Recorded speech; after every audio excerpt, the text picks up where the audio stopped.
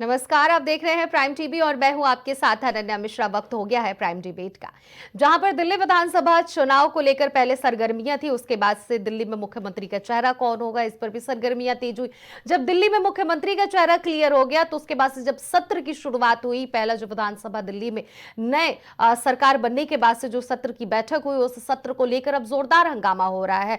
सत्र के पहले दिन तो विपक्ष ने यह ब्लेम लगाया कि मौजूदा जो सरकार है दिल्ली में, यानी कि भारतीय जनता पार्टी, उसने अंबेडकर जी की और कई ऐसे महापुरुष हैं जिनका उन्होंने फोटो हटा दिया, यानी कि चंद्रशेखर आजाद लिए कई लोगों का ब्लेम लगाया गया। यानी कि नेता प्रतिपक्ष आतिशी की तरफ से यह बयान सामने आया था कि फोटो हटा दिए गए। हालांकि भारतीय जनता पार्टी की तरफ से यह बयान खारिज कर दिया गया। साफ तौर पर कहा गया कि प्रशासन की बात तय करता है, ना कि मुख्यमंत्री तय करता है कि फोटो किसका कहां किस जगह पर रहेगा। तो पहले फोटो को लेकर बवाल मचा, उसके बाद से आज जो दूसरा दिन था विधानसभा में सत्र का, इसमें राज्यपाल के भाषण के समय जमकर विपक्ष ने जोरदार हंगामा किया, जिसके बाद से विपक्ष की जो नेता थी आतिशी के साथ साथ विपक्ष के कई ऐसे विधायक थे, उनको या सभी विपक्ष के नेताओं को निलंबित कर दिया गया था सदन से। जिस तरह से वो जोरदार हंगामा किए थे, बाहर बैठकर उन्होंने धरना प्रदर्शन दिया। उसके बाद से कैग रिपोर्ट यानी कि सीएजी की जो रिपोर्ट थी, सभी की निगाहें सीएजी की रिपोर्ट पर केंद्रित थी कि सीएजी की रिपोर्ट जो है इसमें क्या खास होने वाला है। अरविंद केजरीवाल या फिर आम आदमी पार्टी के वो कौन कौन से पोल है, कौन कौन से वो चिट्ठे हैं जो आज सभी देश और दुनिया के सामने पेश होने वाले हैं। इसका सभी को बेसब्री से इंतजार था, खास करके सत्ताधारी सरकार को इंतजार था। और आज सीएजी की रिपोर्ट पटल पर रख दी गई है, टेबल कर दी गई है। और इस सीएजी की रिपोर्ट में एक बात साफ तौर पर क्लियर होकर निकल कर आई है कि लगभग 2200 करोड़ रुपयों का नुकसान यानी कि दिल्ली की जनता को हुआ है। दिल्ली की जनता को इतने करोड़ रुपए का नुकसान इसलिए हुआ है क्योंकि आम आदमी पार्टी की सरकार में इतने रुपयों का घोटाला किया गया था, शराब नीति के तहत घोटाला किया गया था। तो तमाम ऐसे आंकड़े जो है सीएजी रिपोर्ट की तरफ से पेश किए गए हैं और आगे भी इस पर बातचीत जारी रहेगी। हालांकि विपक्ष की तरफ से यह साफ तौर पर कहा जा रहा है कि सीएजी की रिपोर्ट जो दिल्ली में जो आम आदमी पार्टी की सरकार थी उस समय जो सीएजी की रिपोर्ट जो बनाई गई थी, जो पेश की गई थी, उसमें दिल्ली का विकास था, दिल्ली में जो जनता थी चौतरफा विकास करती। लेकिन अब जो रिपोर्ट है वो साफ तौर पर गलत है, यानी कि आम आदमी पार्टी को गलत करार दिया जा रहा है पूरी तरह से। तो पक्ष और विपक्ष लगातार एक दूसरे पर निशाना साध रहे हैं। आगे सीएजी की रिपोर्ट में और क्या क्या खुलासे होते हैं इसका सभी को इंतजार है। पहले आप वो आरोप सुनिए। आपकी अनुमति से राष्ट्रीय राजधानी क्षेत्र दिल्ली सरकार से संबंधित भारत के नियंत्रक एवं महालेखा परीक्षक का दिल्ली में शराब के विनियम और आपूर्ति पर निष्पादन लेखा परीक्षा प्रतिवेदन वर्ष 2024 का प्रतिवेदन संख्या नंबर 1 की प्रतियां सदन पटल पर प्रस्तुत करती हूं। उपयोग किया जा रहा है। यह आश्चर्यजनक तथ्य है कि वर्ष 17-18 के बाद से 2017-18 से सीएजी की रिपोर्ट को सदन पटल पर प्रस्तुत नहीं किया गया है। इस संबंध में विपक्ष के तत्कालीन नेता, अर्थात उस समय मैं विपक्ष का नेता था, के नेतृत्व में तत्कालीन विपक्षी विधायकों ने, जो इस सदन के सदस्य भी हैं, उसमें से 5 सदस्य हैं, ने सीएजी रिपोर्ट को सदन में प्रस्तुत करने के लिए माननीय राष्ट्रपति, तत्कालीन विधानसभा अध्यक्ष, तत्कालीन मुख्यमंत्री, वित्त मंत्री और मुख्य सचिव से अनुरोध किया था। राज्य की वित्तीय हालत के बारे में जानकारी प्राप्त करने के लिए बहुत जरूरी था।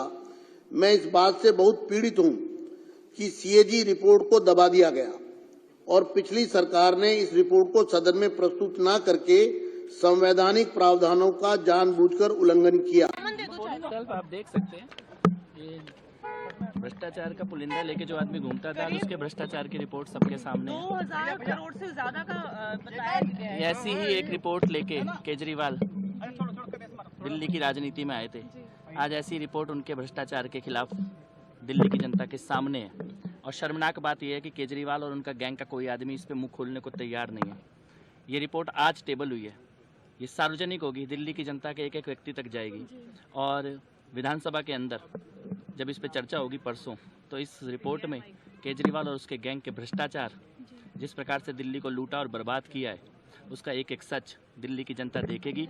मैं चाहता हूँ कि दिल्ली के लोग ये देख लें, ये रिपोर्ट को अच्छे से ध्यान से देख लें। केजरीवाल के पापों के पुलिंदा का पहला रिपोर्ट है ये, और ऐसी 14 रिपोर्ट और हैं। हर डिपार्टमेंट के अंदर लूटा है और हर एक सच सामने आएगा। वॉकआउट नहीं किया है। उन्होंने कोशिश की थी कि सीएजी की रिपोर्ट टेबल ना हो, तो शोर मचा के हाउस को डिस्टर्ब करना चाहते थे, इसलिए स्पीकर साहब ने उनको निकाला। और मैंने तो अपने भाषण में बोला है कि हम चाहते थे ओपोजिशन अंदर रहे, उनकी आंख में आंख डाल के बात करें, लेकिन सीएजी का डर इतना है, जेल जाने का डर इतना है कि बाबा साहब की फोटो के पीछे छिपने की कोशिश कर रहे हैं। अब आप आगे की क्या स्ट्रैटेजी प्लान कर रहे हैं? स्ट्रैटेजी प्लान करने की जरूरत नहीं है, ये तो कानून संबंधित बात है। और दुर्भाग्य है कि दिल्ली की विधानसभा को 10 साल इंतजार करना पड़ा सीएजी की रिपोर्ट टेबल होने में, लेकिन अब टेबल हो गई है तो निश्चित तौर पे जो है आगे कानून संबद्ध कार्रवाई होगी। अभी सब एक ही टेबल हुआ है, इसमें बहुत सीएजी रिपोर्ट बताती है कि जो नई एक्साइज पॉलिसी थी, इंक्रीज्ड ट्रांसपेरेंसी थी उसमें ब्लैक मार्केट सेल्स को कर्ब करने के तरीके थे, और उसमें दिल्ली सरकार के रेवेन्यू को बढ़ाने के तरीके थे। ये मैं नहीं कह रही हूं, आज मैं तो कई सालों से कह रही हूं, लेकिन आज सीएजी रिपोर्ट बता रही है अपने 8वें चैप्टर में कि जो न्यू एक्साइज पॉलिसी 2021 में दिल्ली सरकार, आम आदमी पार्टी की सरकार लेके आई, उस एक्साइज पॉलिसी के माध्यम से दिल्ली सरकार का खजाना बढ़ना चाहिए था। उस पॉलिसी में ट्रांसपेरेंसी थी, उस पॉलिसी में स्मगलिंग रोकने के तरीके थे, उस पॉलिसी में ब्लैक मार्केटिंग रोकने के तरीके थे। और जैसा हमने देखा, यही पॉलिसी पंजाब में इंप्लीमेंट हुई।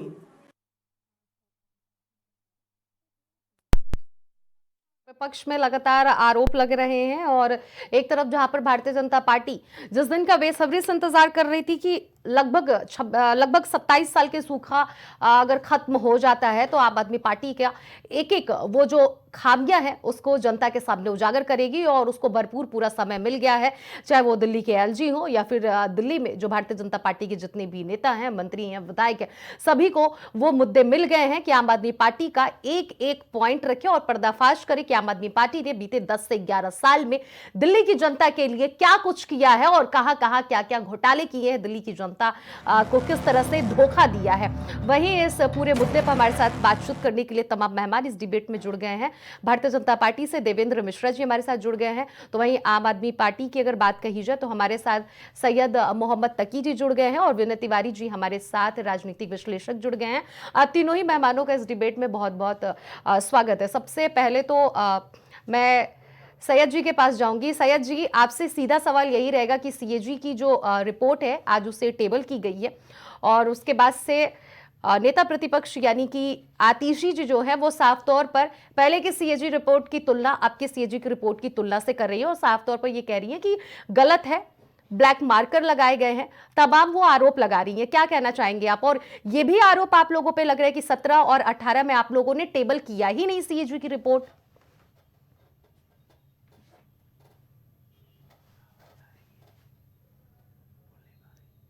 आवाज नहीं आ रही है सैयद जी, आपकी वॉइस नहीं आ रही है। आवाज आई आपकी? हाँ जी, अब आ रही है।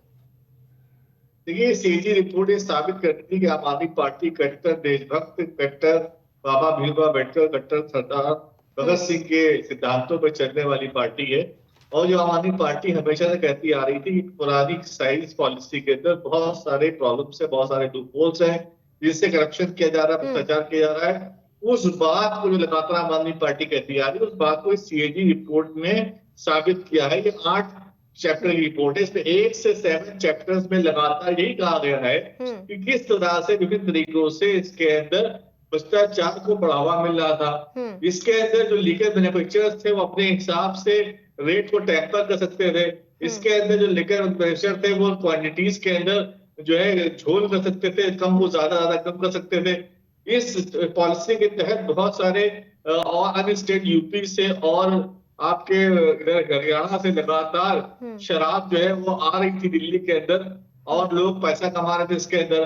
तो इसके अंदर वो सारी बातें जो लगातार आम आदमी पार्टी ने कही है, और जो 8वां चैप्टर उसमें कहा है कि नई एक्साइज पॉलिसी है उसको इम्प्लीमेंट करते, तो उसमें सारे तरीके के लूपहोल्स है उनको बंद करने का प्रावधान था, जिससे दिल्ली सरकार को रेवेन्यू में और गेन होता। यही जो है, यही जो पॉलिसी है वो पंजाब में इम्प्लीमेंट की गई है, वहां लागू गई है। पंजाब में प्रॉफिट बहुत बढ़ गया है, 6,158 करोड़ से पिछले 3 साल में वहां प्रॉफिट 10,146 करोड़ हो गया, यानी कि पिछले मात्र 3-4 सालों में 40%, 4,000 करोड़ का प्रॉफिट पंजाब सरकार का बढ़ा है। और अगर ये पॉलिसी इम्प्लीमेंट की जाती तो दिल्ली सरकार का रेवेन्यू बढ़ जाता, जो 4,104 करोड़ से 4,104 करोड़ से 8,911 करोड़ हो जाता, यानी कि 4,807 करोड़ का एक्स्ट्रा फायदा सवाल होता, यहाँ पर जो ये भी नहीं बनता हुआ है है। सैयद जी की जब और आपकी 2,000 करोड़ का गवर्नमेंट थी तो 17-18 में क्यों नहीं टेबल क्यों नहीं की सीएजी की रिपोर्ट? ये तो आज देखिए, अध्यक्ष हमने भी तो कह बार-बार- रहे थे। हमने तो पॉलिसी के बारे में बार-बार हमने उस पर बात की किया है, और इसीलिए इस पॉलिसी को हमने बदला। लेकिन एलजी साहब ने पहले साइन किया, इसके ऊपर भ्रष्टाचार के उल्टे सीधे आरोप लगा के उन्होंने वापस कर लिया। हमने तो इसको बार-बार इसको बात करने की कोशिश करी थी। और ये एक्साइज पॉलिसी जो है, ये सिर्फ हमारे नहीं और भी राज्यों में चेंजेस किए गए थे, क्योंकि पॉलिसी चेंज करना तो सरकार काम होता है। सरकार आती किस लिए? पॉलिसी को चेंज करके जो नुकसान हो रहा है उसके नुकसान को कम करे और स्टेट को जो है और रेवेन्यू अर्न करने में प्रॉफिट करवाए, वही हमने किया। ठीक अब है। बीजेपी ने, हम धन्यवाद देना चाहते हैं बीजेपी का कि उन्होंने ये इस रिपोर्ट को रखा और बात की। इसमें कहीं पे भी एक भी चवन्नी का भ्रष्टाचार आम आदमी पार्टी में साबित नहीं होता। ये तो एलजी साहब से पूछना चाहिए कि उन्होंने क्यों नहीं इसको इम्प्लीमेंट करने दिया, जिससे 2,000 करोड़ का लॉस हुआ दिल्ली सरकार का। तो एलजी साहब जवाब दें, उन्होंने साइन क्यों नहीं किया फाइल के ऊपर? ठीक है, देवेंद्र जी से इसका जवाब मैं ले लेती हूँ। देवेंद्र जी, जिस तरह से सैयद जी इस बात को रख रहे हैं कि हर बार उन लोगों ने जनता की जो पॉलिसी है, जो सीएजी की रिपोर्ट है, आम आदमी पार्टी की तरफ से जो 17-18 में टेबल नहीं की गई थी, आप लोग की तरफ से जो ये बयान सामने आ रही है, साफ तौर पे कह रहे हैं कि हम लोगों ने तो हमेशा रखने की कोशिश की गई थी, लेकिन वो एलजी पे सीधे जा रहे हैं, एलजी पे तमाम आरोप लगा रहे हैं। तो आप इसका जवाब दे दीजिए। नहीं, ये आरोप बेबुनियादी है। 2016 से दिल्ली विधानसभा में क्या की कोई पेश नहीं, इसके पहले जाएं। और चूंकि इसके पूर्व भी आपने देखा है कि 2010 में जब केंद्र में कांग्रेस की सरकार थी, अभी जांच के पश्चात 2G स्पेक्ट्रम से लेकर अनेक हुए, जिसमें रिपोर्ट के आधार पर फिर इस्तीफा भी हुआ, जेल भी गए। और ये आम आदमी पार्टी जो थी भ्रष्टाचार की जननी, इनको आपने देखा, मनीष सिसोदिया, संजय सिंह जी, केजरीवाल, सभी जेल यात्रा करके आए। ये क्या बात करते हैं सुशासन की?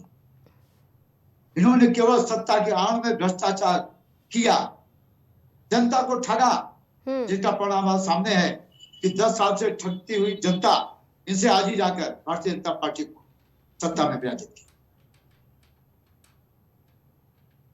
ये इनके आरोप बिल्कुल बेबुनियादी, मैं इसको सिरे से खारिज करता हूं।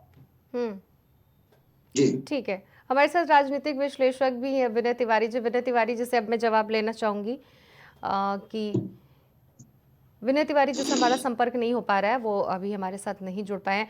सैयद जी जवाब दे दीजिए। आप ही जिस तरह से देवेंद्र जी ने साफ तौर पर ये कहा है कि आप लोगों की वो बात ही नहीं करना चाहते, बर्खास्त कर रहे हैं, आम आदमी पार्टी क्या कहेगी? आम आदमी पार्टी लगातार घोटाले की, मनीष सिसोदिया से लिए अरविंद केजरीवाल तक का उन्होंने जिक्र किया। जवाब दे दीजिए आप। देखिए, अरविंद केजरीवाल को, आम आदमी पार्टी को भ्रष्टाचारी साबित करने में बीजेपी को 100 साल लग जाएंगे और ये परेशान हो जाएंगे, लेकिन एक चवन्नी का भ्रष्टाचार साबित नहीं कर पाएंगे। अरविंद केजरीवाल जैसा बनना बहुत मुश्किल है, आ गया वीडियो, इनके लिए नामुमकिन है। इसलिए ये अरविंद केजरीवाल जैसा बन नहीं सकते। तो ये अरविंद केजरीवाल को बदनाम करने में लगे हुए हैं। इनकी को समझ में नहीं आ रहा कि आप ये सरकार में और इनको विपक्ष के सवालों को जवाब देना है। ये लेकिन सरकार में भी आपके सवाल पूछ रहे विपक्ष से, और जब विपक्ष में भी थे तब पर भी ये सही से काम नहीं करते थे। तो इनको बेचारों को समझ नहीं आ रहा है कि सत्ता पक्ष में क्या क्या उत्तरदायित्व होते हैं, किस तरह से बात करनी चाहिए, किस तरह की चीजों को रखना चाहिए। इन्होंने कोई भी जो है काम ऐसा नहीं किया जब ये विपक्ष पे थे और सत्ता में जनता को फायदा हो। और देखिए, इन्होंने जो स्कीम लेके आए थे कि महिलाओं को 2500 रुपए मिले हर महीने, उसके ऊपर उन्होंने कोई स्टेप नहीं लिया। और जो है ये लगातार वहां बिजली जा रही है दिल्ली में, उसके ऊपर कोई स्टेप नहीं ले पा रहे हैं। इनको मालूम नहीं किस विभाग को किस चीज के लिए जो है टिकट करना है, उसको कहाँ ऑर्डर लेना है। बस ये माइक पे आके अरविंद केजरीवाल की बुराई करने लगते, कहीं साबित भी नहीं पा रहे हैं।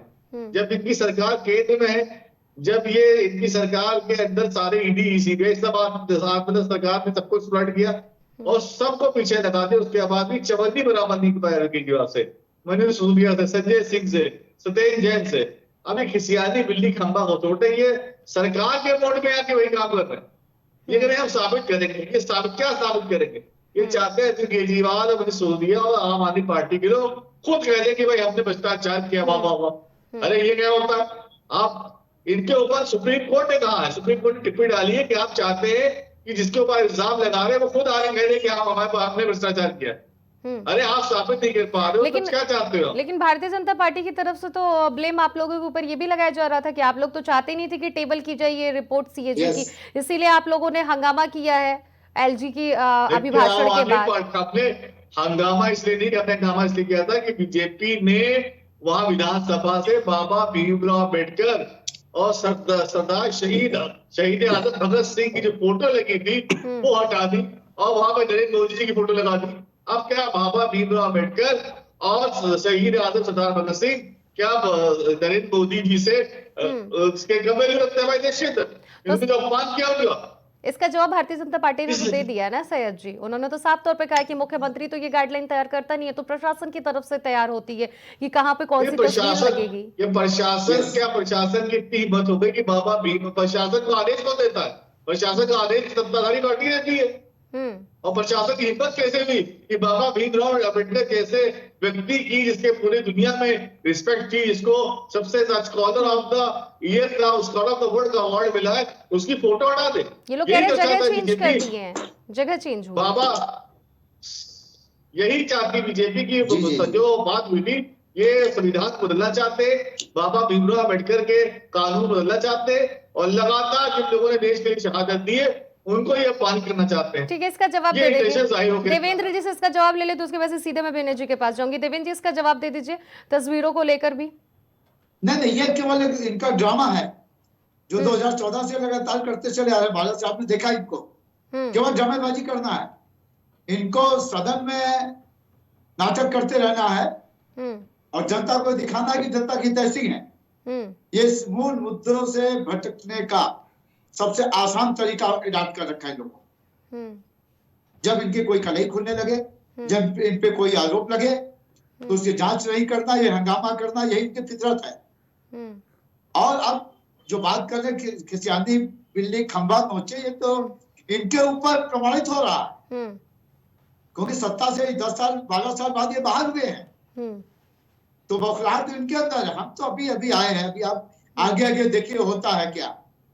ठीक है, जनता के हित के लिए सबका साथ सबका विकास हमारा मूल मंत्र है, हम करेंगे और कोई भी भ्रष्टाचारी बचेगा नहीं, ये ध्यान रखें। आरोप प्रत्यारोप से हल नहीं होने वाला कोई मामला। ठीक है, जनता की गाड़ी कमाई का एक एक रुपए का हिसाब देना होगा।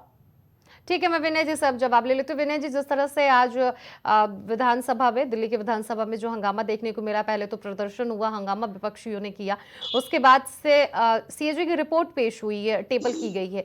आपको क्या लगता है इस सीएजी रिपोर्ट को लेकर, क्योंकि आप एक राजनीतिक विश्लेषक हैं, आपकी तरफ से क्या ओपिनियन होनी चाहिए? विनय जी, विनय जी वॉइस नहीं आ रही आपकी।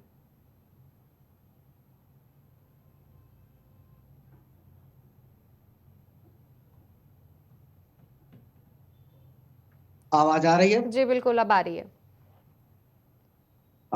तो जो ये आपकी आवाज इधर रिवर्स हो रही है।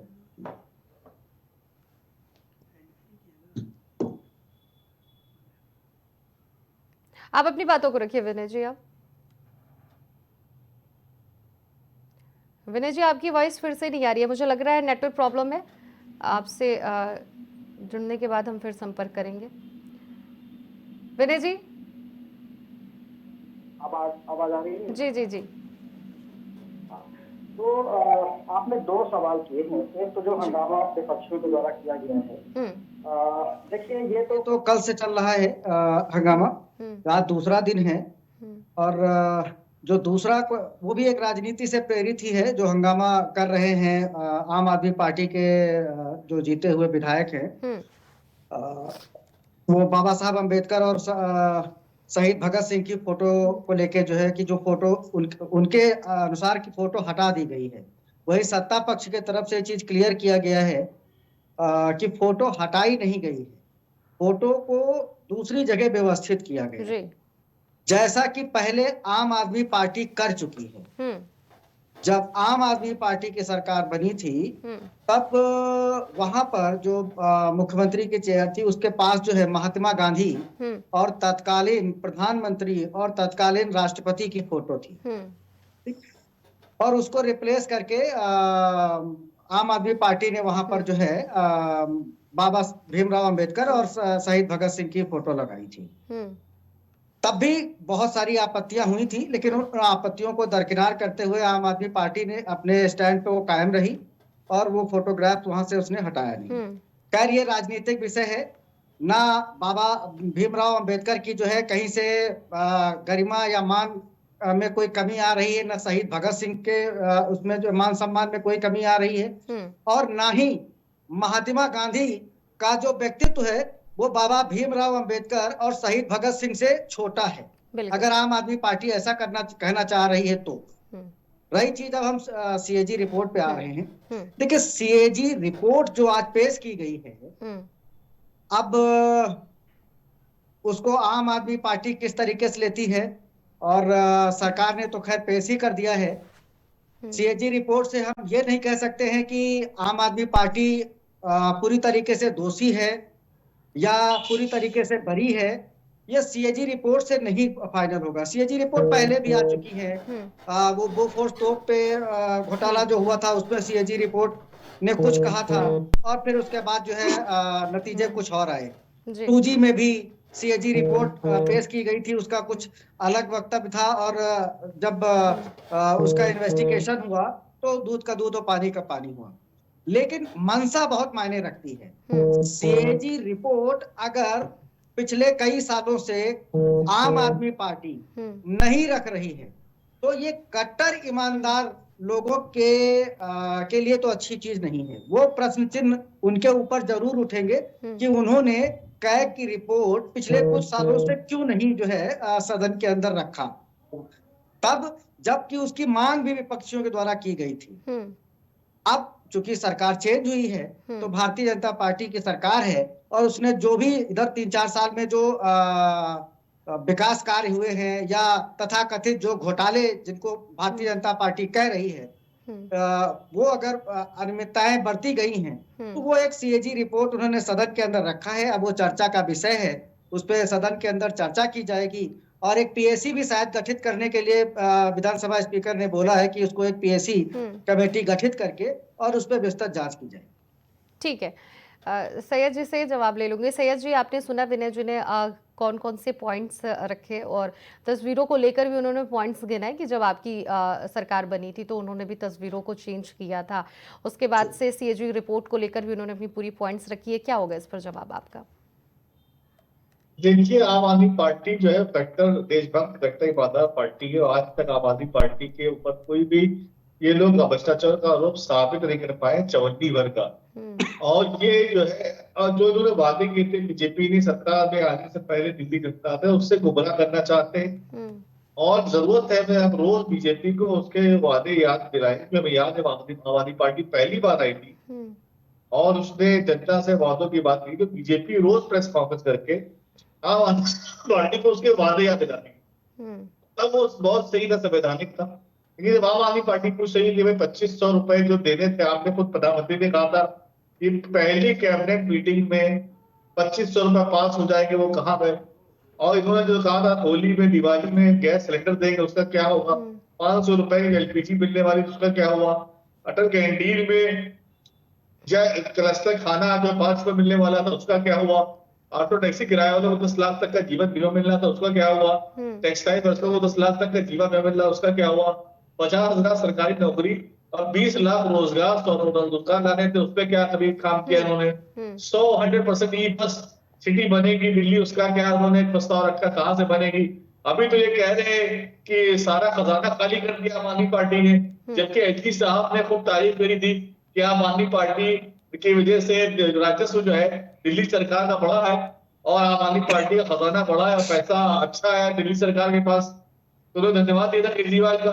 अब जो सरकार आ रही है वो कह रही खजाना खाली है, और खजाना खाली है तो इन्होंने जो वादे किए योजना रिवरफ्रंट बनाने के, भव्य महाभारत के रोड बनाने के, दलित विद्यार्थियों को 1,000 रुपए देने के, भ्रष्टाचार के खिलाफ जीरो टॉलरेंस के, युवाओं को प्रतिभागी इस परीक्षा में 15,000 रुपए देने के, जरूरतमंद छात्रों को मेट्रो यात्रा 4,000 रुपए हर साल देने के, वो सब के वादे कैसे पूरे होंगे?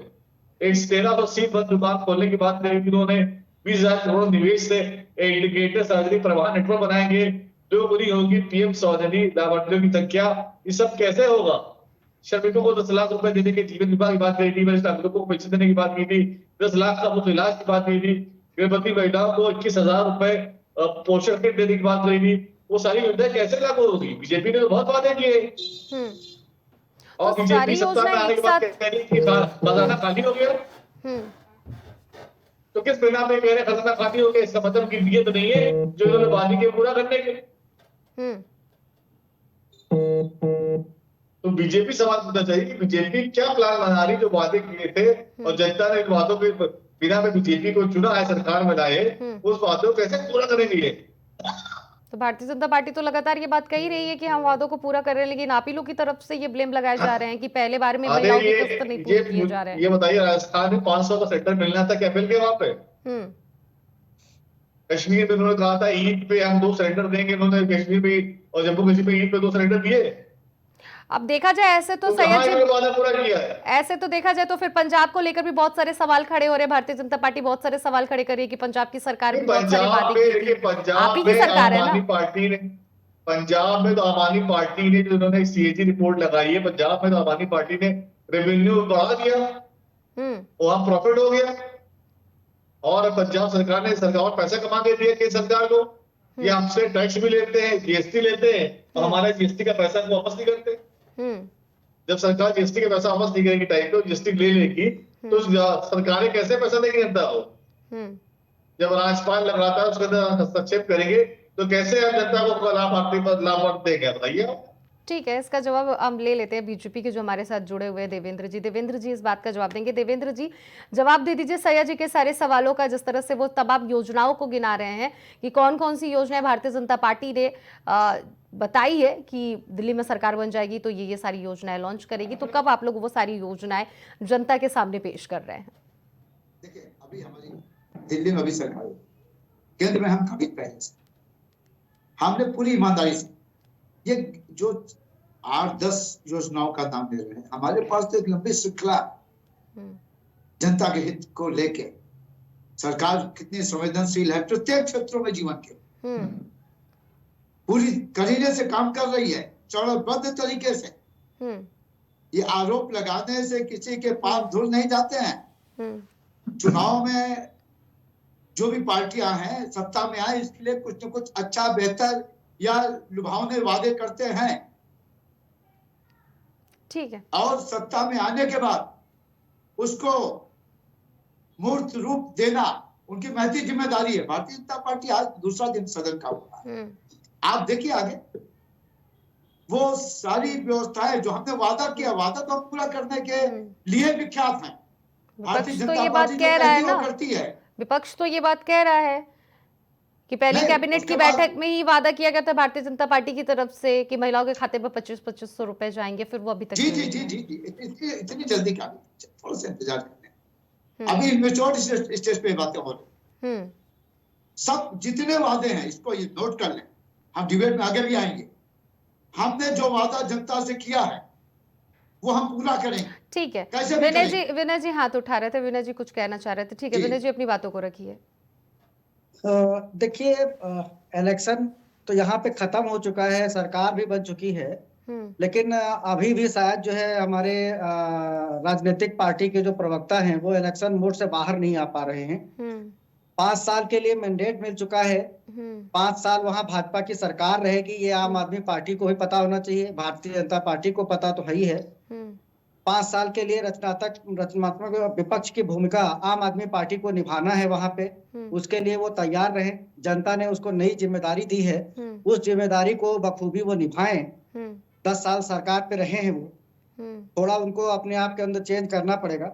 दूसरी चीज एक ये है, अभी आम आदमी के प्रवक्ता जो बोल रहे थे, देखिए अभी सरकार को बने कितना समय हुआ है, ठीक, वो सही बात है। जैसे कुछ भाषण के जो है वाक्य बताए जा रहे हैं कि चुनाव में ये बोला गया था कि पहली कैबिनेट में वो प्रस्ताव रखेंगे 2500 रुपए का। जी।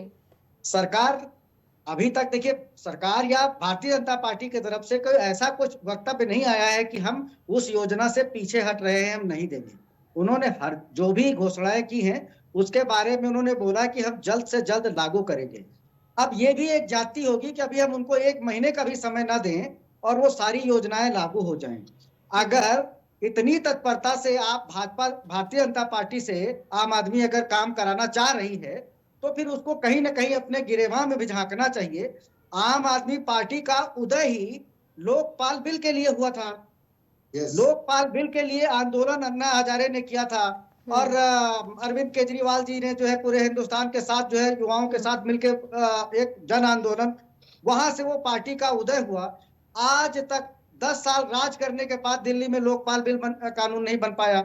तो ये सब चीजें एक राजनीतिक बयानबाजी जो है वो अलग है, प्रैक्टिकलिटी अलग है। सरकार 2 दिन में सब कुछ लागू नहीं कर सकती है, अभी उसको एक उचित समय देना चाहिए।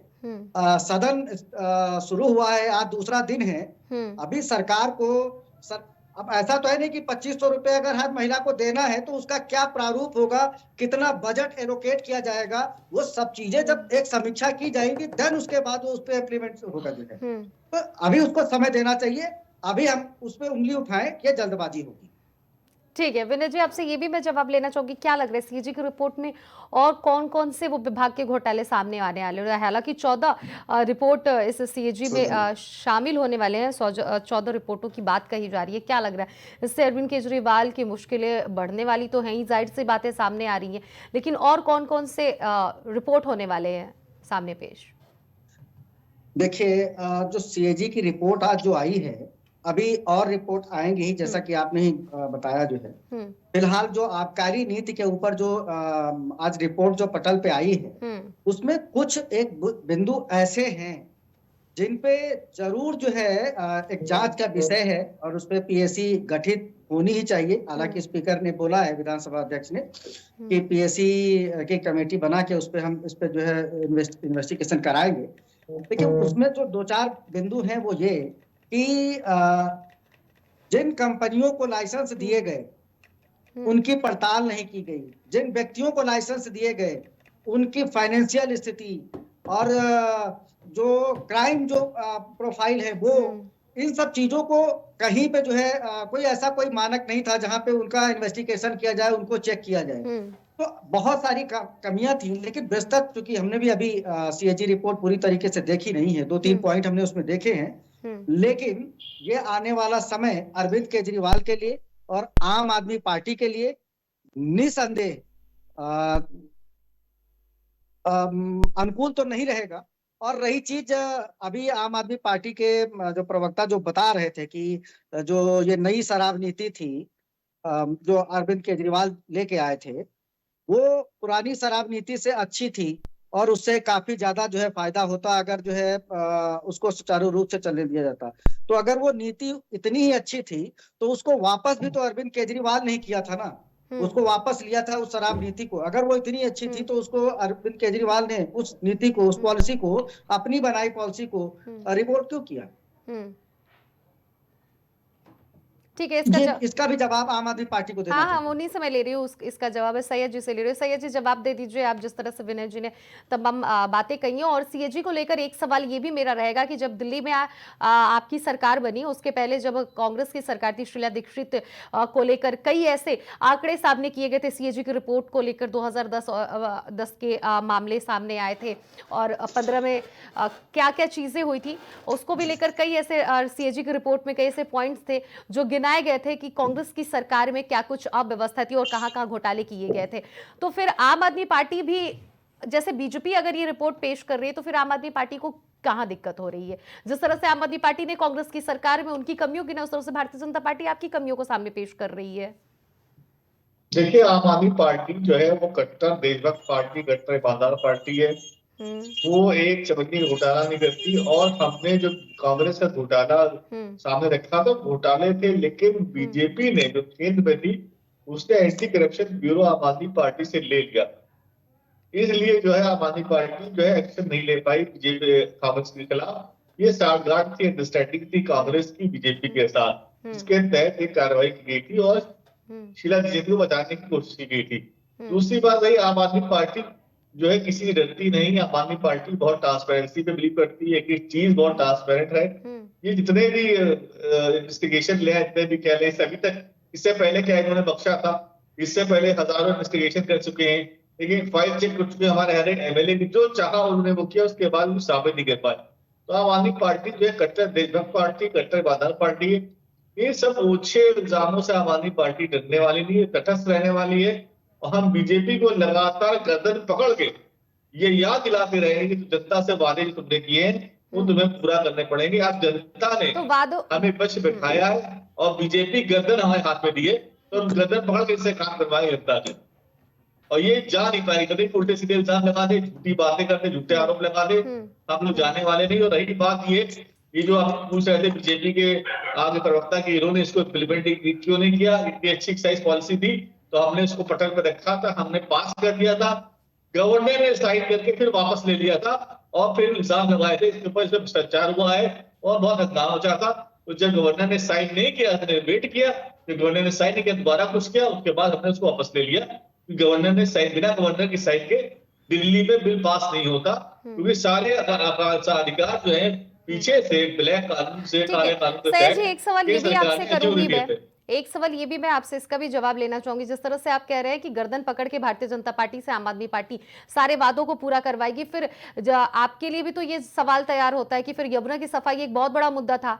आप लोगों की सरकार 10 से 11 साल रही, यमुना की सफाई को लेकर तमाम वादे हुए, लेकिन यमुना की सफाई कभी नहीं हुई। और आज आपकी सरकार है भी नहीं, आज भारतीय जनता पार्टी की सरकार है, मुख्यमंत्री का चेहरा क्लियर होने से पहले वहां पे सफाई शुरू हो गई है। तो फिर आप वादों को लेकर इस तरह से जो लफ्ज इस्तेमाल कर रहे हैं वो कितने हद तक सही है, इसका जवाब आप दे दीजिए, उसके बाद से मैं जाऊंगी देवेंद्र जी के पास। देखिए, यमुना की सफाई का मुद्दा बहुत अच्छा आपने उठाया है और मैं आपको याद दिलाना चाहता हूँ, थोड़ा सा अगर याददाश्त पे आप जोर डालिए जी। तो जो दिल्ली के एलजी अनिल बैजल साहब, उन्होंने यमुना की सफाई की फाइल अपने पास रख ली थी और उन्होंने उसमें बड़े प्रधान की थे, बड़ी बातें करी थी और कहा था हम हर महीने 2 या 3 मीटिंग बुलाएंगे, साल में इतनी मीटिंग होंगी यमुना को साफ करने में, केंद्र सरकार से भी कहेंगे। और जो सरकारी जहां से यमुना आती है, उत्तर प्रदेश, हरियाणा सरकार से, उत्तराखंड सरकार से, उससे भी बात करेंगे। आप मुझे बताइए, एलजी साहब ने उन्होंने खुद फाइल ली यमुना की सफाई की और खुद जिम्मेदारी अपने हाथ में ली थी। जो बीजेपी के दौरान नियुक्ति प्राप्त एलजी थे, उन एलजी साहब ने कितनी मीटिंग करी यमुना को साफ करने में और केंद्र सरकार ने कितनी पहल करी उन राज्यों को लेने में, साथ में रखने में जहां से यमुना आती। अब तो बीजेपी उत्तरांचल में भी है, अब तो बीजेपी उत्तर प्रदेश में भी है, अब तो बीजेपी हरियाणा में भी है, अब बीजेपी दिल्ली में भी है, बीजेपी केंद्र में भी है। अब यमुना कैसे साफ नहीं होगी, ये तो हम फिर बीजेपी से पूछेंगे, गर्दन पकड़ के यमुना भी साफ करवाएंगे, क्योंकि अब सब तरफ बीजेपी है, इनके पास कोई बहाना नहीं है सिवाय काम चोरी के। तो अभी भी यमुना जो है वो साफ होना बहुत मुश्किल है, क्योंकि बीजेपी से बदनाम हो जाती है, उसकी नीयत में खोट है। अगर उनको साफ करना होता तो हरियाणा में यमुना साफ करते, उत्तर प्रदेश में यमुना साफ करते, उत्तरांचल में यमुना साफ करते। लेकिन मुद्दा तो दिल्ली का बना था ना, मुद्दा तो दिल्ली में बना था ना सैयद जी, आप इस बात को नहीं अपने सिरे से टाल सकते ना, मुद्दा तो दिल्ली का बना था ना सैयद जी। आपकी अरविंद केजरीवाल ने ये वादा किया था 2025 के चुनाव में, उन्होंने साफ तौर पर कहा था, आपको भी वो बयान याद है, बार बार दोहराने की जरूरत नहीं, उन्होंने बोला था कि अगर मैं सफाई नहीं किया यमुना की, वादे नहीं पूरा करूंगा, आप लोग मुझे हरा दीजिएगा। फिर भी दिल्ली की जनता ने उन्हें चुना, लेकिन 25 में उन्हें दिल्ली की जनता ने नकार दिया। तो यमुना की सफाई एक बहुत बड़ा मुद्दा था, उसको अगर आप हरियाणा से और तमाम प्रदेशों से जोड़कर बात करेंगे तो फिर वो एक अलग पॉइंट हो जाएगा। लेकिन अभी दिल्ली की पॉइंट की बात हो रही है ना। दिल्ली की जनता ने अभी केजरीवाल को हराया नहीं है, ये तो बीजेपी ने भ्रष्टाचार करके या चुनाव आयोग के साथ मिलजुल के जो है उनको हरवाया गया है। आज भी 40% वोट चुनाव आयोग पर भी बहुत सवाल खड़े होते हैं। अब वही पुरानी सच बात है, अब सुप्रीम कोर्ट ने भी साफ तौर पर कह दिया है ना, लिस्टें दी गई, हमें सारी सब दिया है, हमें सारी डिटेल्स दी है कि कैसे अरविंद केजरीवाल के नेतृत्व से 26-27 हजार वोट काटे हैं। लोग जो तकी जी, तो सुप्रीम कोर्ट के फैसले को भी आप अपने सिरे से नकार रहे हैं। सुप्रीम कोर्ट ने भी साफ तौर पर यह बात कहा है ना कि चुनाव आयोग का इसमें कहीं से कोई भी हस्तक्षेप नहीं होता है। इलेक्शन कमीशन इसमें कहीं से भी कोई गलत कार्य नहीं करता है, कोई घोटाला। अब आप सुप्रीम कोर्ट के फैसले को नकार रहे हैं। चुनाव आयोग ही को लिख के वोटर लिस्ट से बीजेपी के नेताओं ने नाम कटवाए थे। जिन लोगों ने आवेदन दिए थे चुनाव आयोग को लिस्टों से नाम कटवाने के लिए, वो बीजेपी के लोग थे। और जिन लोगों के नाम ऐड किए गए, एक एक घर से 20-20 लोग, 50-50 लोग, 20-20 लोग, वो सब बीजेपी के नेता थे। ये तो खुली बात है, खुली हुई किताब है, उसमें क्या है? ठीक है, आप इस बात को मान रहे हैं कि चुनाव आयोग पूरी तरह से गलत है, आप भी इस बात को कह रहे हैं और सुप्रीम कोर्ट के फैसले को आप नकार रहे हैं। यहाँ पे ये भी बात साबित हो रहा है। ठीक है, जब चुनाव आयोग के अध्यक्ष को चुनने का विदेशी दिया, अगर बीजेपी के चोर की दाढ़ी निकला, अगर बीजेपी ईमानदार होती तो सुप्रीम कोर्ट के जैसे तो हटाती उसमें से। जब चुनाव आयोग को चुनने के लिए प्रावधान था कि सुप्रीम कोर्ट विपक्षी नेता और सत्ता पक्ष का नेता बैठ के चुनाव आयोग को चुनेगा, ठीक है तकी जी, समय की कमी है लेकिन एक ही सवाल का आपसे ये भी जवाब ले लूंगी, उसके पास से बाकी दो और मेहमान इंतजार कर, उनके पास भी मुझे लौटना है। तमाम आप बातों को रख रहे हैं, सीएजी रिपोर्ट पे बात हो रही थी, फिर आप यमुना पे भी बात आई, यमुना से उसके बाद से अब चुनाव आयोग तक बात पहुंच गई है। मैं कुल मिला जुला के एक ही सवाल आपसे करूंगी, वोट आप भी डालते, हम भी डालते, पूरी जनता डालती है, जनता ही वोट डालती है तो वहां जाता है, जिस पार्टी को वो डालती है वो जीतती है। लेकिन इसमें चुनाव आयोग को आप लोग शामिल कर देते, ईवीएम को आप लोग शामिल कर देते। मेरे कहने का मतलब है कि हर जगह ईवीएम और चुनाव आयोग ही गलत साबित हो रहा है, तभी भारतीय जनता पार्टी की सरकार बनती ही जा रही है सभी राज्यों में। हर जगह ही घोटाले हो रहे हैं, तो फिर ये देश कैसे चलेगा? घोटाला चल रहा है, जिससे भ्रष्टाचार चल रहा है। आज भारत भ्रष्टाचार की स्टेटस में नीचे आता चला जा रहा है। तो आप ये मान रहे हैं कि जनता अमेरिका ने इंडियंस को हथकड़ी बांध के वहां से लौटाया है हवाई जहाज से। शर्म की बात होनी चाहिए, कितनी शर्म की बात है। और कंबोडिया जैसे छोटे कंट्री के लोगों पर हथकड़ी नहीं डाली गई, हमारे देश के लोगों को हथकड़ी डाली गई। तो उसके लिए बातचीत चल रही है, उसके लिए बातचीत चल रही है तकी जी, ये आपको पता है कि उसके लिए बातचीत। जिनको मोदी जी कहते थे हमारे दोस्त हैं, ये हमारे देश का सम्मान है। देखिए, किसी भी देश में कोई भी अवैध प्रवासी आएगा, आपके ही देश में आएगा, तो उसमें दोस्ती नहीं देखा जाएगा। सबसे पहले कोई भी अपने घर को देखता है, कोई भी अपने देश को देखता है बचाने की। और किसी हथकड़ी डाली गई। देखिए, गैर कानूनी तरीके से आप जाएंगे, लोगों को लेने के लिए सैयद जी, देखिए सैयद जी, देखिए सैयद जी, आप ही के हिंदुस्तान में, सैयद जी हमारे हिंदुस्तान में ही अगर कोई गैर प्रवासी आकर रहे तो फिर वहां पर हम दोस्ती नहीं देखेंगे, अब ये देखेंगे कि वो घुसपैठी हमारे देश में कुछ बहुत बड़ा अनहोनी ना कर दे, इसलिए हम उसे रिटर्न तो भेजेंगे ना। उसके साथ वो जो हमारे बॉर्डर में आएगा वो भी एक इंसान है, उसके भी मानव अधिकार है, उसका भी सम्मान है, और उसके लिए विदेश मंत्री जयशंकर बातचीत कर रहे हैं, उन्होंने साफ तौर पर कहा है, आपने भी सुना है वो बात। अगर आपको अपने भारतीयों के हाथों पर हथकड़ियां देखते हुए अच्छा लग रहा है तो मैं आपको ज्यादा बहस नहीं करना चाहता। देखिए, उसके लिए बहुत बुरा लगा, देश को बहुत बुरा लगा, आम आदमी को बहुत बुरा लगा, और उसको मैं 100 बार कहूंगा। देखिए सैयद जी, उसके लिए बातचीत चल रही है, वो मुद्दा देखिए अभी सीएजी की रिपोर्ट पे बात हो रही है। देखिए $100 पहुंच रहा, ये हमारे देश की करेंसी का सम्मान है। देखिए, अवैध प्रवासियों को लेकर आप यहाँ पे अभी पॉइंट मत लाइए सैयद जी, उसके लिए बातचीत चल रही है, आगे भी कार्रवाई हो रही है, बात हमने कही दिया। क्या 3 जहाज आ चुके हैं, 450 लोग ज्यादा आ चुके, क्या बातचीत चल रही है मैडम? देखिए, जिसके कंधों पे जिम्मेदारी है वो उस चीजों को लेकर चल रहा है, उस पर बातचीत चल रही है। लेकिन अभी यहाँ पे सीएजी रिपोर्ट की बात हो रही थी, तो हम उसी पर रहते ज्यादा बेहतर होगा। ये मिला दोस्त कहते थे, मुझे दोस्त ने खिला दिया है। मैं इसके पहले भी वही बात बोली हूं कि दोस्ती यारी नहीं देखी जाती है सैयद जी। अगर आप ही के देश में कोई और अन्य देश का घुसपैठिया आ जाए, कोई अवैध प्रवासी आ जाए, तो क्या आप महफूज अपने आप को लगेगा कि आप अपने आप को महफूज मान रहे हैं? नहीं मान सकते ना, वहां पे आप अपने आप को नहीं मान सकते। समर्पण करने का भी तरीका होता है मैडम, तौर तरीकों को लेकर ही जयशंकर ने बोला है कि हमारी बातचीत हो रही है। हथकड़ी इसके पहले भी डालकर आई है, भारतीय जनता पार्टी की सरकार में नहीं आई है। सर देखिए, अगर इस मुद्दे को लाएंगे ना तो फिर पिछली सरकार में भी आई है, बहुत सारे पॉइंट्स आ जाएंगे कि हथकड़ियां पिछली सरकार में भी आई है। इस तरह से पहली बार आए अब ये फिजूल की बातें हो रही हैं। हथकड़ियां पिछली बार की भी सरकार में आई, इस बार की भी आई है। कहाँ है बताइए, कहाँ कर दिया गया बताइए आप। देखिए पिछली बार की भी सरकार में आप भी आंकड़े उठाकर देख लीजिएगा कि इसके पहले भी आई है और ये पहली बार डिपोर्ट नहीं किए जा रहे हैं। ये मामला अलग है, यहाँ पे डिबेट सीएजी को लेकर हो रहा है, लेकिन अगर आप डिपोर्टेशन को लेकर बात कर रहे हैं तो उसके लिए किसी भी देश में कोई भी अलग देश का रहेगा तो ये पॉइंट उठता है भाई, वहां पे दोस्ती नहीं देखी जाएगी। आप ट्रम्प से दोस्ती को लेकर बात कर रहे हैं, वहां पे दोस्ती नहीं देखी जाएगी। और रहा बात हथकड़ियों को लेकर, उसके लिए बातचीत चल रही है।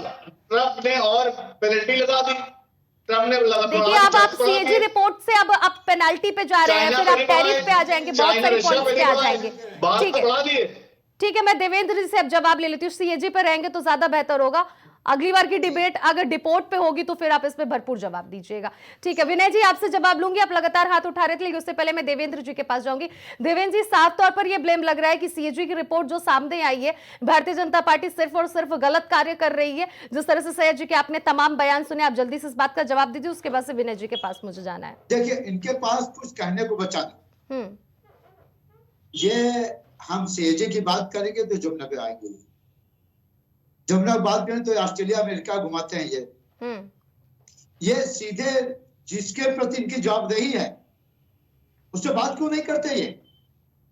ये कभी ईवीएम पर आरोप लगाएंगे, सुप्रीम कोर्ट के बातों को नहीं मानेंगे, ये चुनाव आयोग पर आरोप लगाएंगे अदरगल। इनकी सरकार 2 बार जब बनी तब ईवीएम का दोष नहीं था, पंजाब में इनकी सरकार बनी ईवीएम पर दोष नहीं था। हम उन सब इनके आरोपों को जवाब देने के लिए बात नहीं पाते हैं। हमारे लिए प्रायोरिटी में जनता का हित है। हम जनता के हित के लिए जो बन सकेगा बेहतर से बेहतर करेंगे। सीएजी की रिपोर्ट पर जब बात चल रही है तो इसमें जो भी इनके ऊपर आरोप लगे हैं या जो बिंदु अभी चर्चा में लाए गए हैं उस पर बात करने की क्षमता नहीं है, ये जवाब देने की शक्ति में नहीं है। ये किसी तरह से लोगों सदन को डिस्टर्ब करके समय खराब करेंगे, बगावत करेंगे, निलंबित होंगे, यही सब टाइम पास करेंगे। लेकिन इसके बावजूद ध्यान रखें सीएजी की रिपोर्ट बहुत ही गंभीर देखिए आई। जिस तरीके से दिल्ली की जनता को छला गया, ठगा गया, लूटा गया, स्पष्ट बात कर रहा हूं, ये बिल्कुल बहुत ही गंभीर अपराध है। 6 महीने जब सदन में बात हुई कि आप समिति बना के जांच कराएंगे, ठीक है देवेंद्र, ये सहयोग करें ना ये इसमें। ठीक है विनय जी से हम जवाब ये सहयोग करें, हम ठीक है इनका सहयोग चाहेंगे कि हम अपेक्षित सहयोग करें। और ये जो गिरबान की बात करते हैं पकड़ने की, ये अपने गिरबान बचा है भारतीय जनता पार्टी। ये जब अपने गुण गिनाते हैं कि मैंने दिल्ली के लिए शिक्षा में आमूल परिवर्तन के, स्वास्थ्य में किए और मोहल्ला क्लिनिक में किए, तब इनकी अपनी खुद की जो मेहनत, अपनी इच्छा शक्ति है, तब इसमें केंद्र सरकार की कोई बाधा इनको नहीं दिखती। और जहां इनको काम नहीं करना वो पूरा आरोप मार देंगे केंद्र सरकार पर। ये दोहरी नीति नहीं चलेगी। ठीक है, जनता सब देख रही है। ठीक है विनय जी, आप हाथ उठा रहे थे, आप कुछ कहना चाहते थे, अपनी बातों को रखिए। ठीक है देवेंद्र जी। ये डिबेट तो खैर सीएजी के ऊपर हो रही थी, लेकिन आम आदमी पार्टी के जो प्रवक्ता हैं उनके वक्तव्यों से खैर लगता है कि जैसे चुनाव हारने की हताशा अभी उनकी जो है उनके ऊपर है हावी। वो विषय से अलग जाके 2-3 मुद्दे उन्होंने उठाया। एक तो ये उठाया कि जो है ये जो जीत मिली है वो तंत्र का और निर्वाचन आयोग के बदौलत मिली है। ऐसा कह के वो जो उनको जो 42% जो मतदाताओं ने वोट दिया है, दिल्ली के मतदाताओं ने वोट दिया है आम आदमी पार्टी को, ये कहीं ना कहीं उन मतदाताओं के ऊपर प्रश्न चिन्ह लगा रहे हैं। मैं 3 तारीख तक डिबेट में था, इवन 3 तारीख को आम आदमी प्रवक्ता, कोई भी प्रवक्ता किसी भी चैनल पे ये नहीं कह रहा था कि कल मेरी सरकार नहीं बन रही है। उनको 3 तारीख की शाम तक लग रहा था कि हमारी सरकार बन रही। तब तक निर्वाचन आयोग भी सही था, तंत्र भी सही था। 4 तारीख को जब काउंटिंग स्टार्ट हुई तो दोपहर तक हर प्रवक्ता आम आदमी पार्टी का हर चैनल पे यही कह रहा था कि अभी आप थोड़ा वेट करिए, अभी ये पोस्टल बैलेट खुल रहे हैं, हमारी सरकार बनेगी। तब तक निर्वाचन आयोग और तंत्र सही था। शाम आते आते जब बहुमत से वो दूर हो गए, उसके बाद अरविंद केजरीवाल, इनके जो सर्वोच्च नेता हैं, वो मीडिया के सामने आते हैं और वो अपनी हार स्वीकार करते हैं, ठीक है, जल्दी से भारतीय विनय जी। जनता पार्टी को बधाई देते हैं और वो कहते हैं कि दिल्ली की जनता ने हमें विपक्ष का काम दिया है, हम 5 साल बखूबी और ईमानदारी के साथ उसको निभाएंगे। अरविंद केजरीवाल ने उस समय भी नहीं कहा कि निर्वाचन आयोग के बदौलत या तंत्र की बदौलत जीता गया है चुनाव। तो ये एक विषयांतर है इनके प्रवक्ता और जो राष्ट्रीय इनके जो नेता हैं उनके वक्तव्यों में। दूसरी चीज, एक मुद्दा इन्होंने और उठाया डेपुटेशन को लेके। देखिए, ये पूरा विश्व जानता है, वो चाहे रसिया यूक्रेन का युद्ध हो, इजराइल या फलस्तीन का युद्ध हो, कहीं पे भी युद्ध वाली जब स्थितियां आती थी तो इंडियन एयरलाइंस, और उस समय सीज फायर होता था, यूक्रेन भी करता था, रसिया भी करता था, इजराइल भी करता था, और वहां से भारतीय नागरिकों को बाहर इंडियन एयरलाइंस लेके आता था। ये थी विदेश नीति। जो हमारे सम्मानित और जो अच्छे तरीके से, जो कानूनी रूप से जो बाहर गए हैं, सरकार उन्हीं की तो जिम्मेदारी उठाएगी। जो अवैध रूप से, ठीक है, सैयद जी भी कुछ कहना चाहते हैं। ठीक है सैयद जी, एक लाइन में जल्दी से खत्म करिएगा, लौटने का वक्त हो गया है। हालांकि आप हाथ उठा रहे थे इसलिए मुझे आपका जवाब लेना लाजमी लगा, जल्दी से दे दीजिए। देखिए, आम आदमी पार्टी विधानसभा बैठी है और ये बीजेपी के सीने पे बैठ के दाल गलेगी और इनके सारे भ्रष्टाचार जो करने चाह रहे हैं को करने नहीं देगी, इसीलिए परेशान हो रहे हैं। ये काम करना नहीं चाहते, जनता का ध्यान हटाना चाहते हैं। कभी कहते हैं खजाना खाली हो गया, कभी उल्टी सीधे बात करते हैं। कैग में कहीं नहीं लिखा है कि आम आदमी पार्टी ने कोई भ्रष्टाचार किया है। उसमें क्या नुकसान हुआ है? नुकसान भ्रष्टाचार थोड़ी ना होता। अब नुकसान हुआ तो एलजी साहब जवाब दें कि एलजी साहब ने क्यों नहीं फाइल पास होने दी। और जो पंजाब सरकार के रेवेन्यू पॉलिसी के बेस पे आप कह नुकसान हुआ है तो बहुत ज्यादा नुकसान हुआ उसका, तो जवाब कौन देगा? एलजी देंगे, एलजी बीजेपी के तो बीजेपी के लोग देंगे जवाब। ठीक है, भारतीय जनता पार्टी से कुल मिला जुला के सभी लोग मिल गए। आपकी तरफ से यही सामने बात आ रही है कि सब भारतीय जनता पार्टी के पक्ष में है, चाहे वो चुनाव आयोग हो, चाहे वो एलजी हो, चाहे फिर तमाम और भी जो भी रिपोर्ट्स आ रहे हैं सामने। ठीक है, आप तीनों ही मेहमानों का जुड़ने के लिए इस डिबेट में बहुत बहुत शुक्रिया। आप सभी लोगों ने अपने अपने पॉइंट्स को रखा कि किस तरह से आज सीएजी की जो रिपोर्ट सामने आई है उसको लेकर कितना हंगामा मचा हुआ है। सीएजी रिपोर्ट पेश करने के पहले ही विपक्ष ने जोरदार हंगामा किया। उपराज्यपाल यानी कि एलजी के जो अभिभाषण थे उसके बाद विपक्ष ने जोरदार हंगामा किया, प्रदर्शन किया अंबेडकर जी की तस्वीरों को लेकर। पहले तो तस्वीरों को लेकर बवाल मचा, उसके बाद से सीएजी रिपोर्ट को लेकर भी विपक्ष ये बात कह रहा है कि जो रिपोर्ट जो सामने पेश की गई है वो पूरी तरीके से गलत है और सीएजी रिपोर्ट जो आम आदमी पार्टी की थी उसमें दिल्ली में विकास हो रहा था।